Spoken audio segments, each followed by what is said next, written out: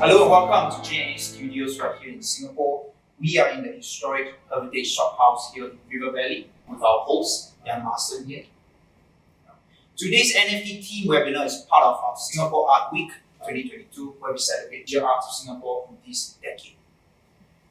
Now, before we begin, let me give a quick summary of our esteemed speakers that we have gathered here today. Let me just give a kick-off to our host again, Jan Marston. He is an American new pop artist.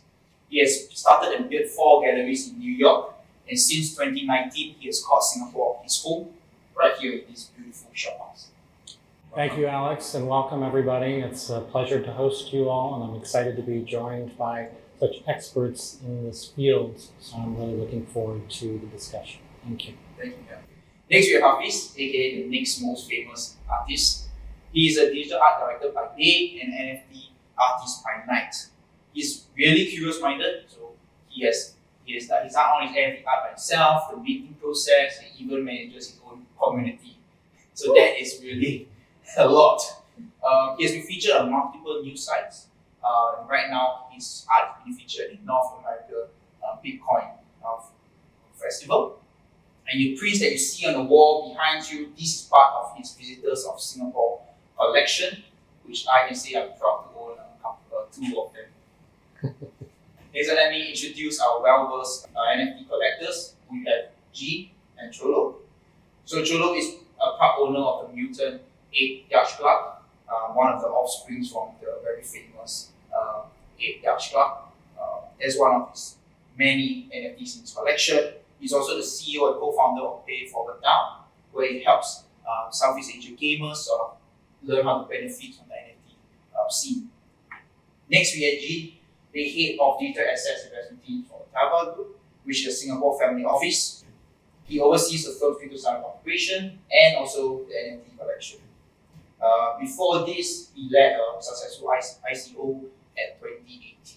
So as you see, we have really assembled a mix of perspectives today to give you an overview of NFTs currently and also how it looks like in the future. So today's event will split into 3 different sections. The first one will give an NFT industry overview, and then we'll talk about what everybody's most interested in, which is investing into NFTs. And lastly, we'll close off with a look ahead. What are the next steps for NFTs, especially in 2022? So I think, shall we begin? Sounds good. Okay.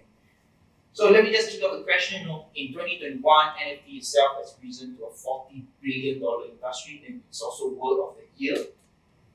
There are many related themes in NFT that we see, such as gaming, NFTs such as Axie Infinity. We also have a lot of profile pic NFTs where people buy the NFT and use them for their social media profile pictures. What are some of the notable NFT projects currently, and why do you think they are where they are today? Maybe Jordan would like to start. Sure. So we're obviously at Play Forward DAO, we're very heavy in terms of gaming NFTs. And really what I would see is the very underlying trend between whether it's profile picture NFTs or gaming NFTs is utility. And it's really around utility, whether you can use it as a profile pic, as virtue signaling, that you own this specific NFT. Like I obviously use mine, it's my profile picture because it then shows people that I'm really big into NFTs. But if you look at the gaming as well, it's utility in the sense that it gives these players, whether it's Philippines, Indonesia, where all of our players sit, an opportunity to make money, an opportunity to get financially rewarding outcomes from using these NFTs by playing games, and really being able to pay for normal livelihood, normal expenses that they would normally get by playing normal games. And I think that's going to be the big undercurrent of NFTs moving forward. I think even the upcoming profile picture NFTs, you see these designers putting in utility, whether it's the ability to get more NFTs after that, like Bored Ape generated Bored Kennel Club and a Mutant Ape. And I think that's going to be the underlying theme moving forward. People want to invest in these NFTs because they get the ability to get more NFTs as an outcome, or the ability to get tokens or cryptocurrency as a kind of like byproduct of owning these NFTs. Do you have anything to add on to that? Yeah, so from the perspective of a family office, I think what we have tried to do is we have tried to identify different important projects in different important sectors of the NFT market. So, for example, in what they term the metaverse type of NFT projects, we primarily look at both Sandbox and Decentraland, where these two are responsible for most of the transaction volume in 2021 and probably 2022 as well. For the profile picture projects, I think we've looked at the main ones. I think everyone knows what the CryptoPunks and the Bored Ape Yacht Clubs is. So we have taken a look at mostly these key or cornerstone projects in this industry, and we've approached it with kind of like a collector's mindset. We are just trying to buy the things that we think will have historical significance and therefore preserve or appreciate in value as the years or the months go by. So that's what we have tried to do. So I get 2 points from you guys to why these NFTs are where they are, one of the top 3 collections worth multiple of thousands, even millions, which is utility and also historical value. Are there any other factors that might contribute to the value of these NFTs? Like maybe one of the big ones people would like to see is community. How important is that in terms of increasing the value of these NFTs? I think I can answer that. Community, I feel, is like a huge thing in the NFT world. Like you can't run a long-lasting NFT project without the community, because like there are a lot of projects that are like rug pull projects that once they release and then they just disappear, and you can't expect it to last long. So what a community does is actually it becomes a currency in itself, because like when the followers, no matter how rich or poor, they still support you, and then in turn they are more invested in your work. So and the more you give back to them, the more you give. So that's what I'm trying to do for myself as well. But you can see the importance of community here. And in terms of like other notable NFT collections, I would say World of Women, especially because look at us, we're like such a male-dominated industry, all 5 of us here. So it's interesting to see like this NFT collection just showing the diversity of women, like just like CryptoPunks, you have like traits, different skin tones, hair, just really celebrating like just everyone in general that it also exists in the metaverse as well. I noted on your more female representation, so if you're watching and you guys are female and interested in NFTs, please reach out to us and we hope to include you in our next NFT webinar. So yes, community is really, really important. How is you came from a traditional kind of background as artist, how is community played a part in that sense? For me, community is important in that it informs my work. And I see what's really exciting for me about the NFT universe is that it's engaging a lot of new voices in the cultural conversation. That's really, really interesting to hear. So based on these 3 factors that you guys just mentioned, community, culture, heritage, and utility, so it's 4. What are some of the under the radar kind of projects that are happening right now that you think you want to shine the spotlight on? Surely you want to just say what's on your mind? Sure. We really are very excited about the intersection that's evolving and forming between gaming NFTs and actually artistic NFTs. So there are a bunch of projects. We kind of saw this dynamic whereby art NFTs and gaming NFTs were running in parallel and evolving in parallel. We are seeing more and more projects now, which is kind of combining. One of the projects we're super excited about is Cypher, which is a game that's going to come live in the middle of this year. But they've been selling out NFTs because of the art. No one has actually knows what the game is going to be, but everyone's buying for the art. And like we're a big investor in it because we like the art. We also like the development roadmap. And what we feel is going to happen is that over time, this is going to become a much more bigger dynamic. You're going to start to see an overlap in profile picture NFTs or like artistic NFTs and gaming NFTs, and it's going to be really blurred together, which is great because as an investor, you have multiple ways to get value out of an investment. You can either go for appreciation, or you can then just lend your NFT assets to a guild, and that guild can like get you yield, right? So it's great because it allows artists to get also multiple routes of getting value for their NFTs, which I think is, as Jan mentioned, is great for community because you are really addressing a much wider audience. Like NFTs are global, which is great. And right, really, it's very exciting. We don't know what's in store for us in the future, but as an investment, it makes a lot of sense because there's just so many ways that it can go. That it's not just it has to hit this level, otherwise you're not going to make money. Because there's so many ways for it to really pay off for you as an investor. Can we just dive deeper into one of the key areas, just for our perhaps people that are new to the NFT scene? Maybe you just give me an explanation of what is a guild and how can they sort of generate some passive income. Sure. At the core of it, like play to earn is buying NFT assets and then using those NFT assets within the game to then earn tokens, which have real world value because they're cryptocurrency. Most of the time, for most people in the developing world, buying the NFT asset to start playing the game is too expensive. And that's where the guilds come in. Because we come in and we buy the NFT assets in bulk and then release them in bulk to a number of scholars. We have like 3,000 scholars now playing for us across the Philippines and Indonesia. And they're getting a really great financial outcome because they're playing a game and then they get 50% of whatever they earn in the game. So that's the big wedge and use case for adoption for play to earn, because you're giving these like players that don't have the financial means to buy the NFTs a way to get the economic benefit. And over time, because they really like the space they're invested in, when they make enough financial income, they're going to buy their own NFTs and then start having their own scholars. So I think that's really the whole flywheel around play to earn that is very exciting, because as more and more players and managers come into the space, they're just going to start having making money and then hiring more players to come into the space, which is very exciting for us. So, Joe, just like you mentioned that you finally brought up that art is one of the key characteristics when looking at NFTs.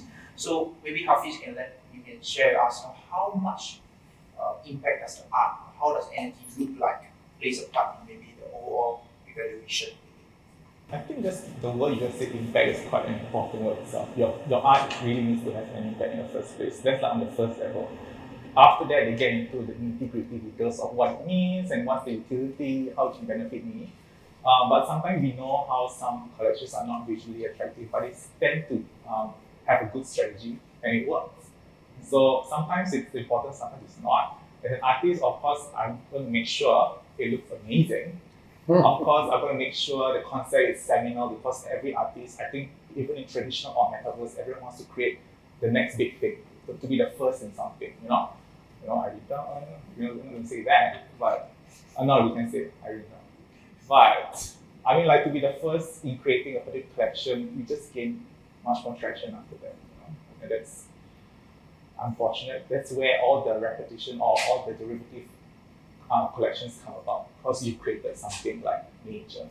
So that's why impact is quite important. But And I would describe that as social currency, Yeah. popularity, which is separate from the aesthetic. But both of those things go into the value. so if you can find the right balance, that would be amazing. So it's not just about the art, it's also being first. Like the first profile pic NFT, that was Crypto Marks, or very long. Then we had the first GameFi NFT. So is it being first in one value, or does it mean they have the first mover advantage? It helps. It definitely helps. It just depends on what you do after that.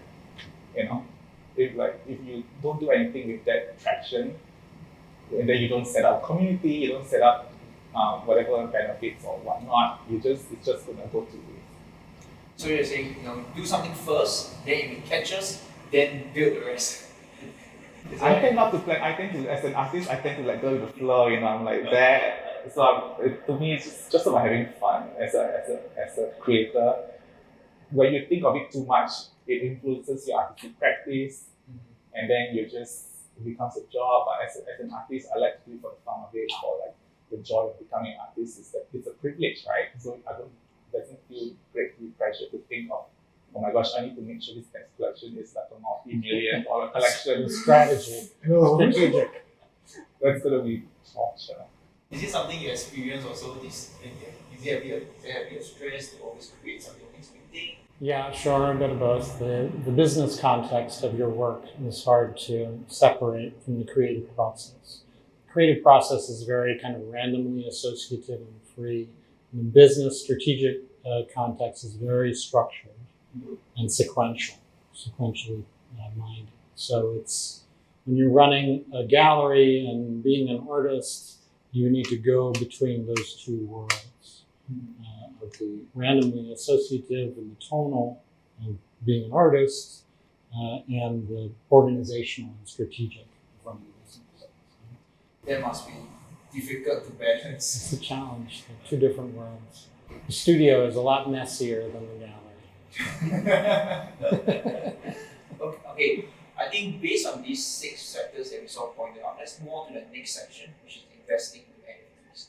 So we have these 6 different characteristics that we sort of, through our conversation, sort of got up. So based on this, what is a way for you guys that maybe Joel and Jim can answer first? How do you spot these kind of good projects? Is there any secret sauce that you use that you can share with us? I don't think there's actually a secret sauce. So Twitter is an important source of information. I think following the right influencers and talking to the right community, if you have your own community, your own tribe, that's very important in trying to figure out where the market is about to go.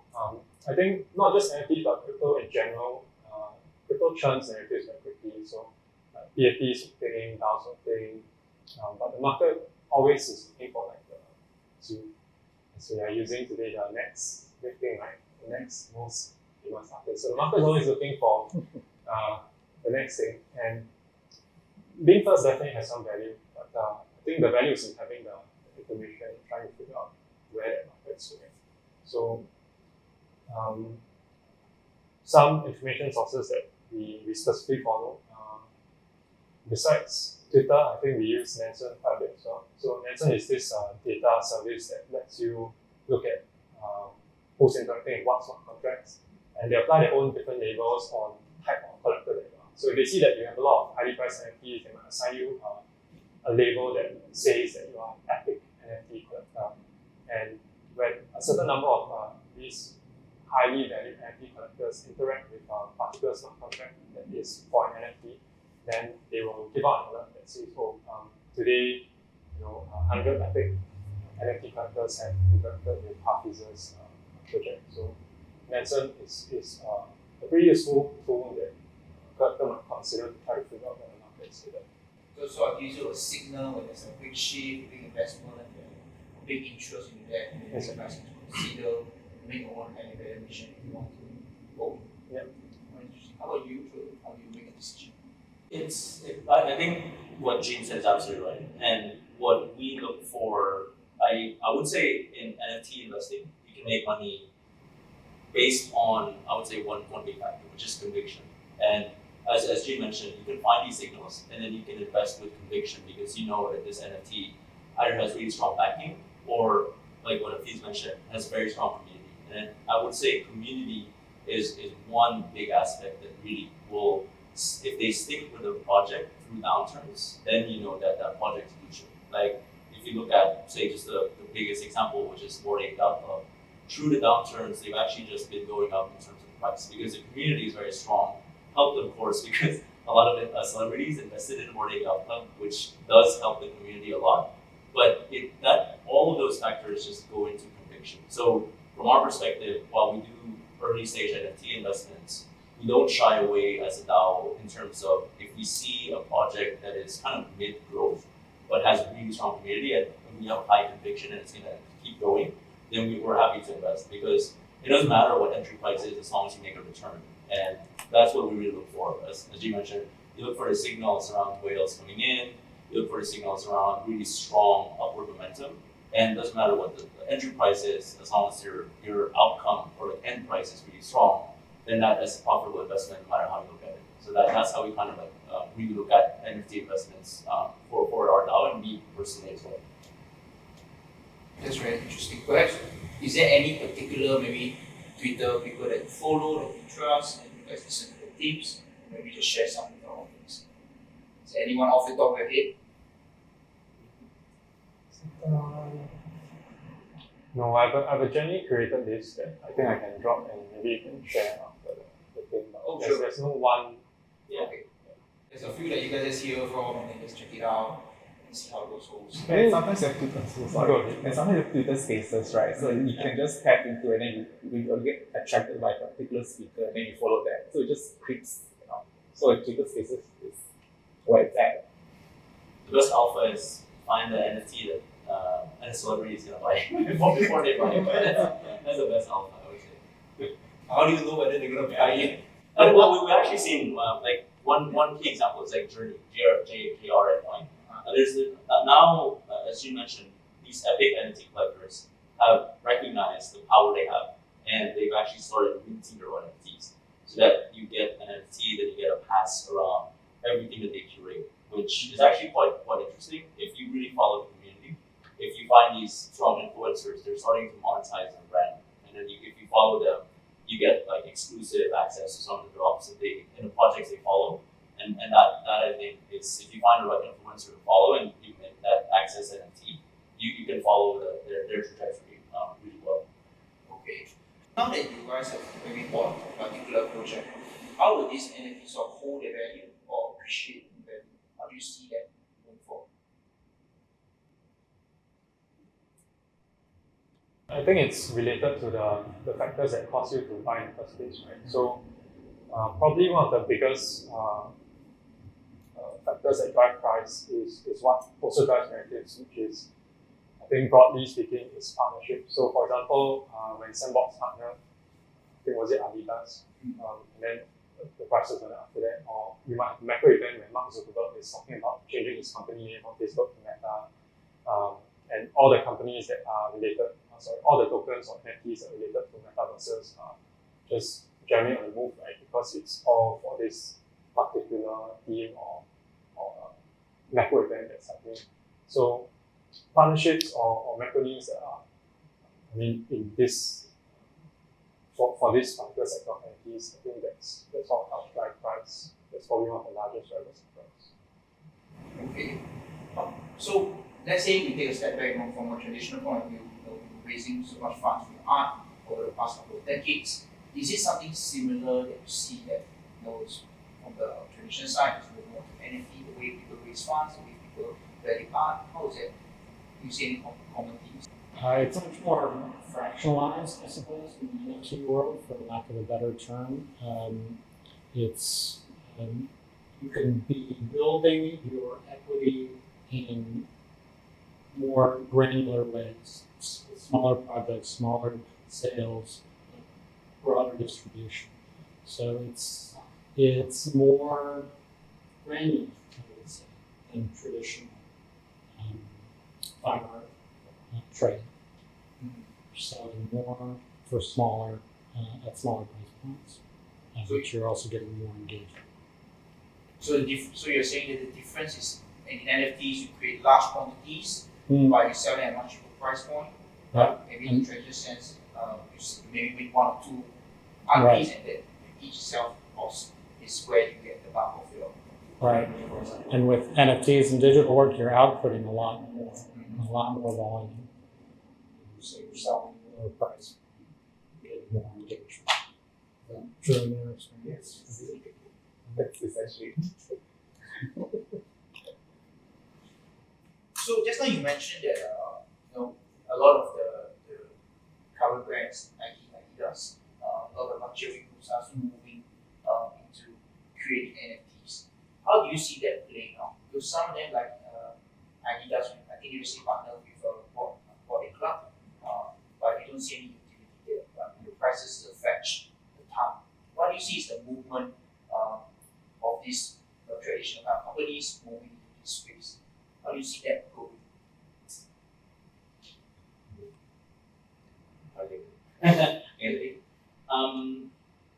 When we look at, and this is specific to gaming NFTs, but I think it has a lot of read across to like art NFTs. We definitely see in the future inevitability, not even a likelihood or probability, that the AAA gaming studios will eventually come into play to earn. And I would say that is actually a benefit, while some in the crypto industry see that as a danger. If they get it right, and if AAA studios get it right, then it means that they're bringing on board this whole massive player base that they already built from the IP that they have into play to earn, and that's just gonna mean great outcomes for all the NFT collectors around because it means more eyeballs, more engagement, and like your NFT is still 1 out of 10,000, and if there's millions more looking at an NFT, it becomes more valuable just by the logical outcome. So I think that's going to be a big factor. I would say in this year and the next year. We do speak to some AAA game studios, and we know that they are thinking about play to earn, and they're looking at the NFT space in a meaningful way. And I would say traditional brands, traditional like art galleries probably look at the art piece of it in a very same way. So it is going to be interesting. We don't have a set view yet in terms of what that's going to mean for the industry, but it's going to be interesting how it evolves because we're very early stages and really we don't know what's in store for us. So it's very exciting to be in this space in general. So Jin, I think besides maybe fashion and gaming companies, how can like a traditional business, maybe like a finance kind of a company, go into NFTs and be part of this space? So maybe I have an unpopular opinion here, but I don't think that you should trying to stick the technology into your business model when it's not necessary is probably something that will waste a lot of your time and effort. So unless the use case is well thought out and there is a real need to integrate this technology, it's going to cause a lot of trauma for your existing operating team, your existing clients, business model, all that. So without getting into specifics, I think it has to apply to your business model. You shouldn't be looking at this thing and going, this is hot now. I'm going to stick an NFT in my beer product because it needs an NFT to sell. It doesn't work. We already saw this one time in the 2017, 2018 ICOs. Every business was trying to have a token around it because they thought that it's easy to raise money, all that. But what happens after the fact? You raise a bunch of money, and now what? You have some cryptocurrency, yes, but your product has no. It's just stuck on. Yeah, it's just a market, and your real clients and your real investors are going to be the guys that end up paying for it. So it's not a good look, and I wouldn't try. Is that something you can call a quadruple, like what Hafiz has said? I guess. Okay. So do you think now with Bitcoin and cryptocurrency sort of being very volatile, recently just crashed from all-time high, how will it affect anything in particular? Do you think if let's say we go into crypto winter in the next few months, how will this affect the whole NFT scene? Will some projects be just be gone, but only the good one remains? How will it be? Is it me? Yeah. Yeah. So I think when asset prices are inflating, Bitcoin stocks, whatever, you have what economists call the wealth effect. So yesterday my Bitcoin was worth 10,000, today it's worth 40,000. Suddenly I'm 4 times richer, right? I will tend to make more. I'll tend to be more generous with my purchasing decisions, right? Yesterday I couldn't afford a beer. Today I can drink during the fourth layer. So this helps drive demand, right? Like if I feel richer, then I just run around and buy your art, buy art, because I feel rich. But if the market is coming down and I'm invested at like 65K, suddenly I'm worth like 3% less. A little bit worried, maybe even if you're convicted, you tighten your belt, right? Maybe not pull off some purchases because I was just lucky with the wrong swing. Bitcoin's 60, 65. So that being said, the market going down, I think what we have is that definitely demand will drive a little bit, and it'll be a real time for projects to actually deliver on promises that you made during the bull market. You say you're going to do a bunch of stuff. Now let's see it, right? And if you fail to deliver, I think you'll find that your users will quickly leave you for projects that actually do deliver on what you promise. So it's also looking when you invest in the team behind it is also very important. But if you see a lot of projects, the team that they say on the website is NFT picture. It's a fake name like Betty or something. Is that something of concern when investing in the long term? Because if the thing goes south and as they disappear, can't really have any cost. I think there's a few ways to look at that. So the first is if it's, for example, a known punk or ape collector and you know him through the community, and he has a reputation, maybe you can have some kind of reassurance that he's not going to do anything silly or stupid for money. That being said, I think NFTs suffer from the same problems that ICOs had, which is it's very hard to prosecute rogue founders. It's very hard to get money back if something goes wrong. So those problems apply. And I argue that actually for NFTs, the protections for the buyer is even less. Right? For ICO tokens, at least you had a simple agreement for future tokens and stuff like that. While it is not very, it doesn't really favor the investor. At least there's a contract. Right? When you buy an NFT or OpenSea, you get nothing. You have not really for the rights. Right? You just buy the stake, place a dollar. So answer the question. I think it depends if the person is displaying and it's verified that he's a member of, let's say, the body, your club, and you know him through this other community, maybe you can some funding terms, but other than that, I generally tend to stay clear from non-teams that you can't verify who it is. So, as traditional artists, you guys have a lot of create your own kind of trademarks. Is this something of concern when you move into the digital space? Because it's very easy for you to copy something on digital space. Control-C, Control-V, which is just copy and paste. Is something that worries you when you step into the digital scene?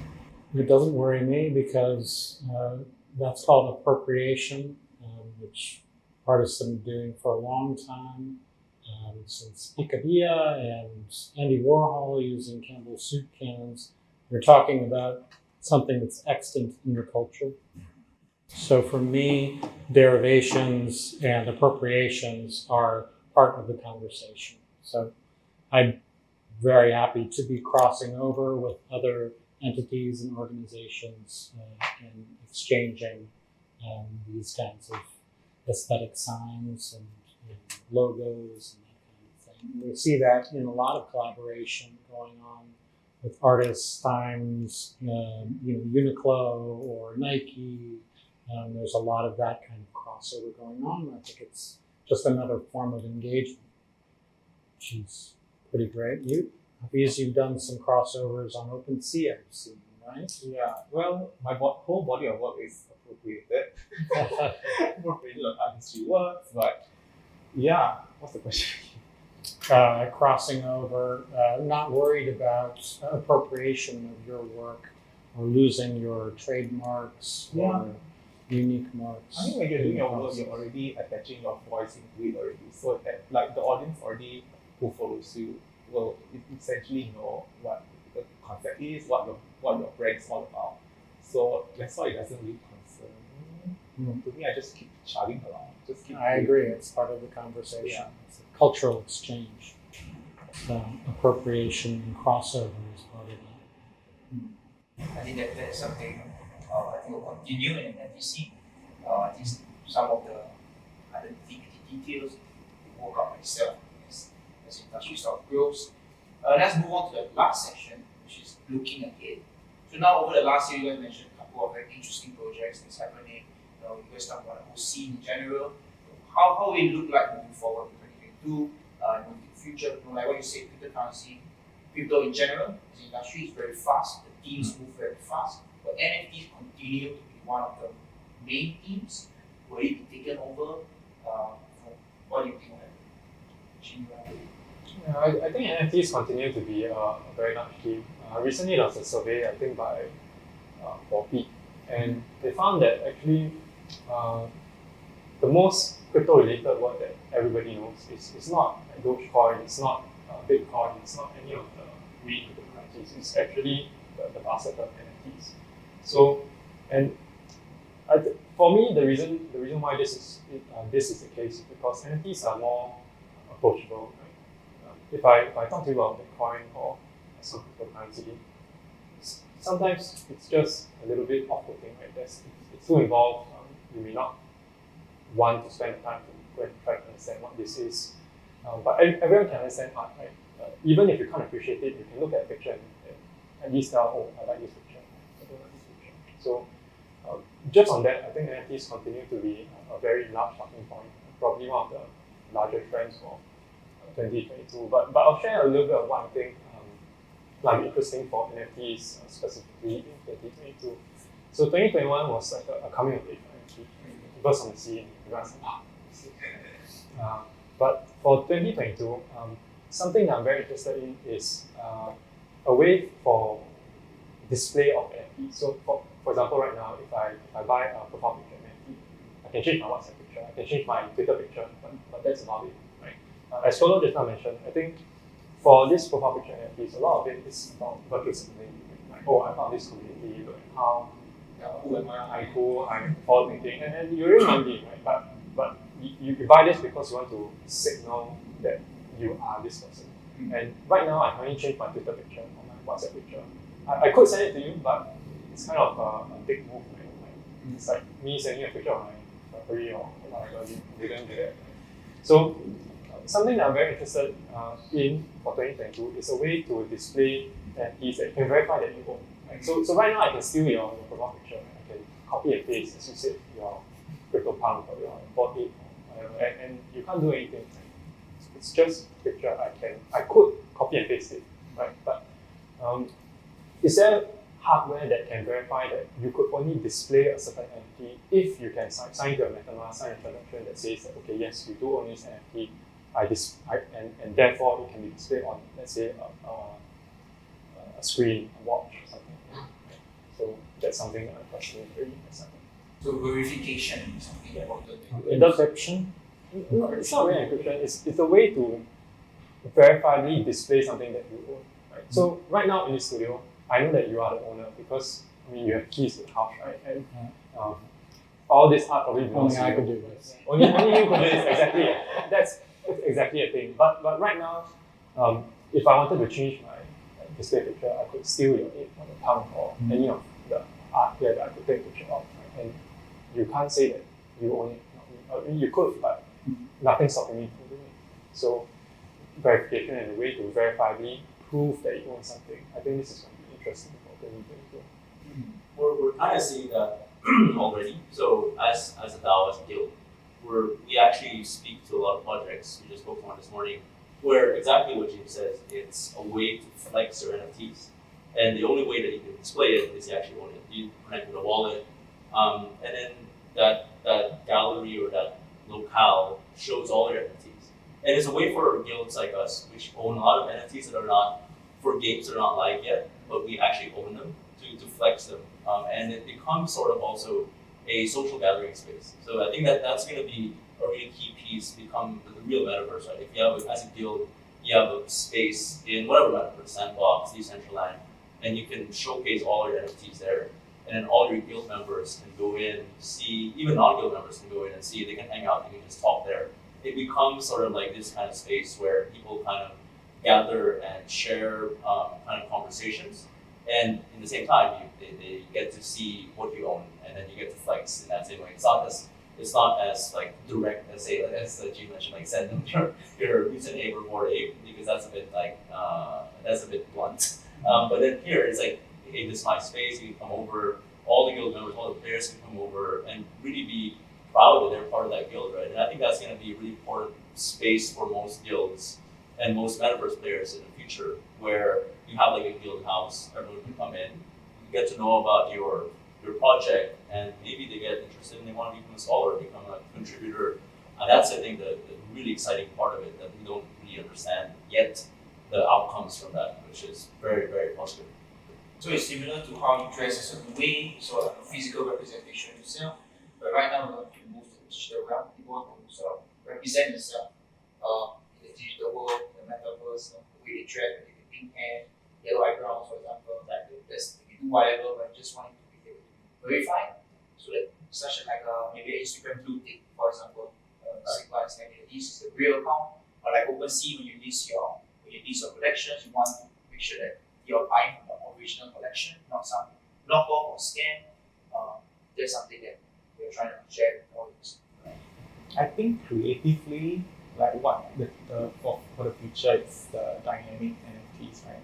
It's like this NFT that will change according to outside factors, which is super exciting because like then you're really pushing the boundaries of pushing the autonomy level of how a creator can create NFT. So for example, like post a portrait of, I don't know, yourself myself. I don't know, maybe like some celebrity, right, Donald Trump or something, and then it changes color or it distorts based on the sentiment of hashtag Donald Trump on social media.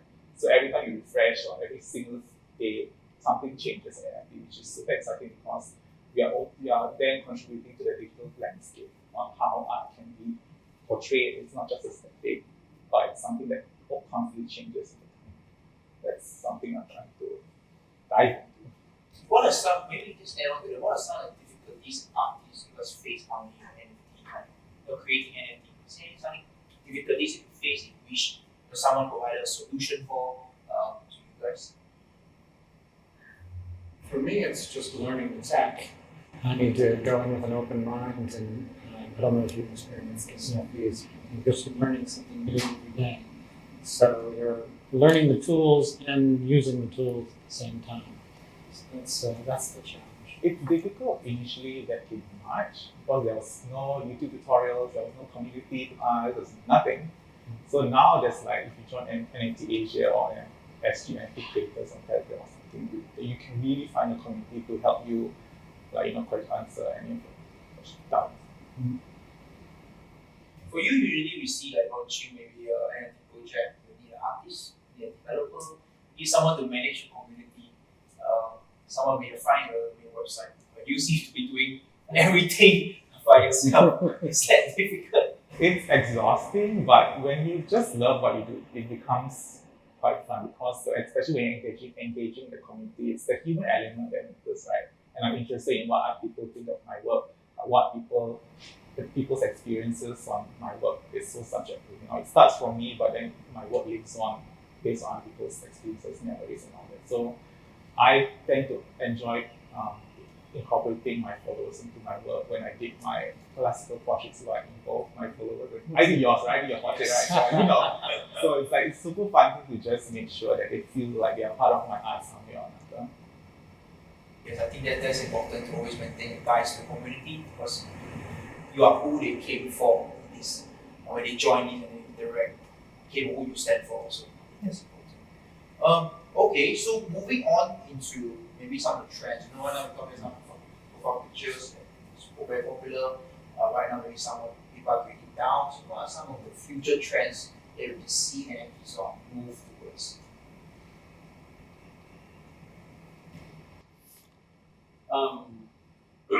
We're really excited for in the GameFi space.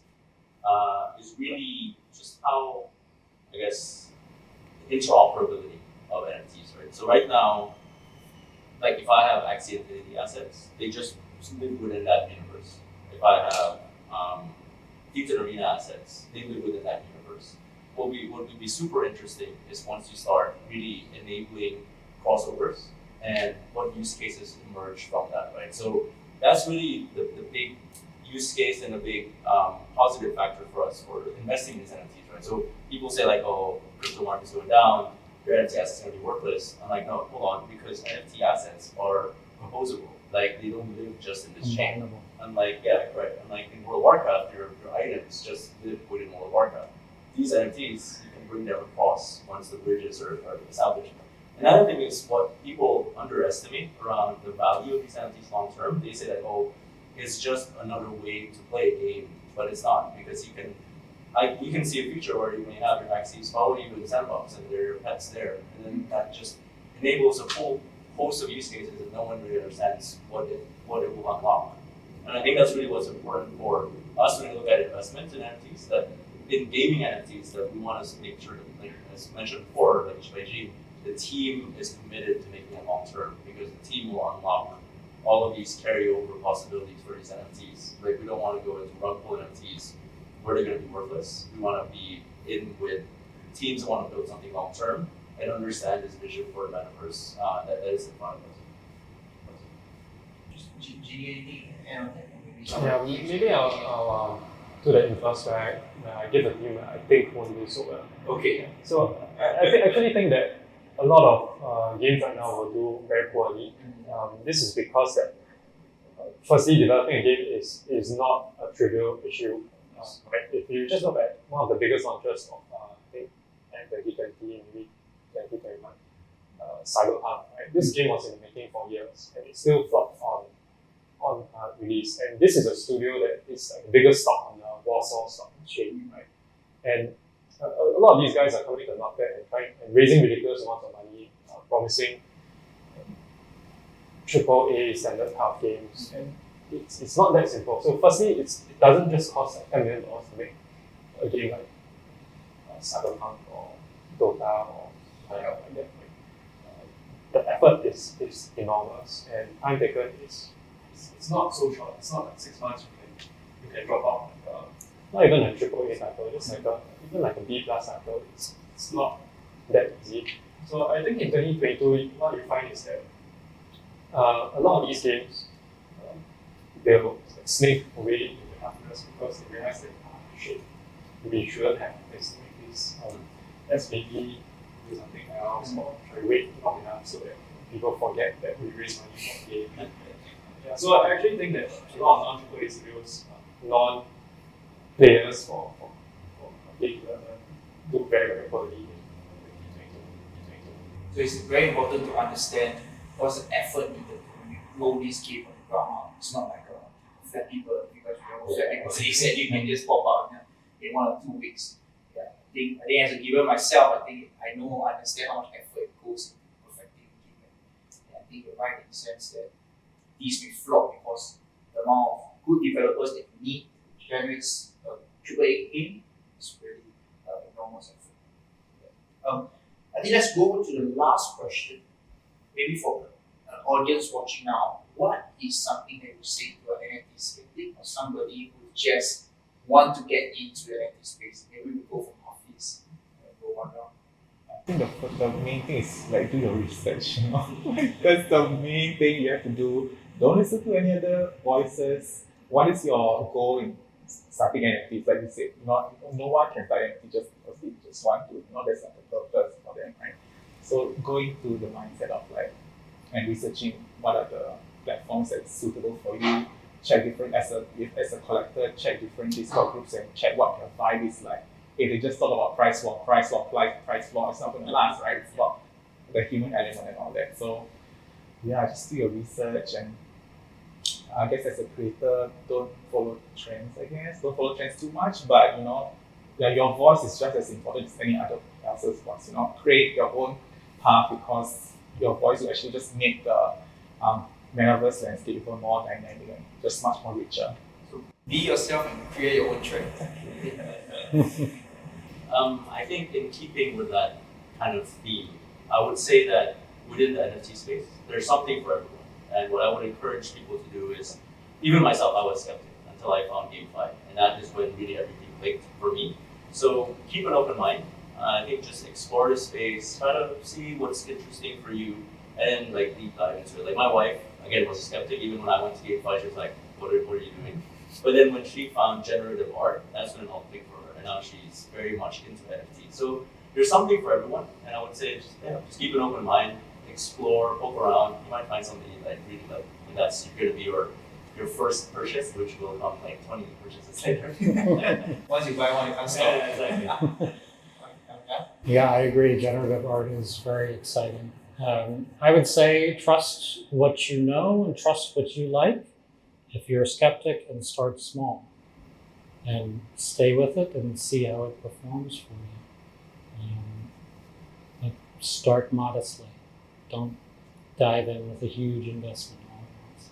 Dip your toes first before jumping in. Yeah. Okay.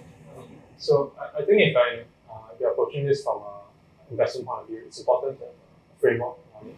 So if you're doing this for the purpose of making money, then your process in which you analyze or you do your due diligence into a certain project, whether you end up buying it or where you end up selling it, I think this is something important.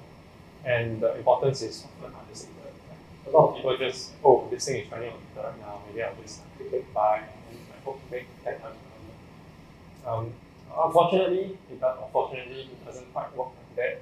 So having this framework kind of keeps you more true to yourself, right? Like, I see this a lot. My friends keep sending me this thing, but it really doesn't check any of my boxes, or it scores really low on the way that I'll assess a project. Right? So maybe I'll say, And I think the unpopular view is that for skeptics that are considering or looking at things, it's okay to not do NFTs, right? It's like if you ask me to collect physical art, I wouldn't know where to begin, and it's just like that. I can't help it. It's who I am. So like for those people that don't want to do NFTs, it's okay, right? There's no need to do something that you have to force yourself to do. It's not going to be productive anyway. So it's like following what you like, following your passion, and doing your due diligence before you take the leap. I think that's something consistent that all you four have said. Alright, with that, thank you very much to our speakers and Jan again for hosting us here at your gallery. So actually, if you wish to drop by, you can drop by to Jan's studio, which is 61 Kim Yen Road. Right? Yeah. And stay tuned for more content similar to this. At ADDX, we talk about private markets. We also talk about alternative investments. This is something that you can keep in touch with us, and we hope to bring you more exciting content and interesting events like this. Thank you and goodbye.